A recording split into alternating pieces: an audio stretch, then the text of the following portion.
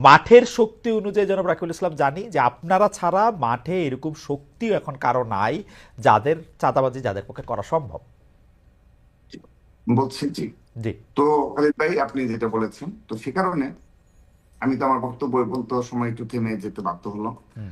তো আমার মনে হয় এক দুজনকে নিয়োগ দেওয়া হয়, হুম। যে যাদেরকে লিখিত প্রেসক্রিপশন দেওয়া হয় যে হুম। প্রতিদিন তুমি কি এইসব বলতেই থাকবা। হুম। একটা ভালো কাজ হলে কোনো ভালো কাজ দেখা যাবে না।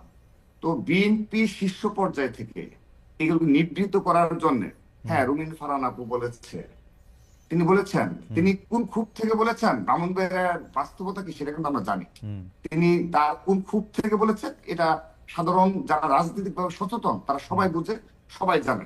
তো আমি এক দুজনের বক্তব্য থেকে যাবো না। অবশ্যই অপ্রীতিকর এবং অনাকাঙ্ক্ষিত ঘটনা ঘটছে বিদায় বিএনপি তো প্রতিনিয়ত ব্যবস্থা নিচ্ছে, হুম।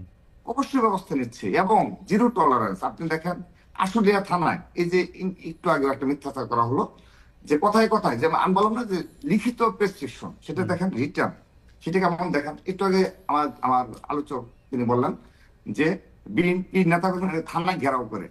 আচ্ছা, একটা থানা ঘেরাও করলে এটা কিন্তু ন্যাশনাল ইস্যু হয়ে যায়, হুম। পত্রপত্রিকা আসে। আমি বলছি নিউ মার্কেট থানায় একটা ঘটনা ঘটেছিল। এই যে আমার ছাত্র দলের দপ্তরে হুম। গিয়ে দেখবেন, তিনজনকে আমরা বহিষ্কার করেছি, তিনজনকে পদধারী তিনজন বহিষ্কার করেছি। না কিন্তু তারপরে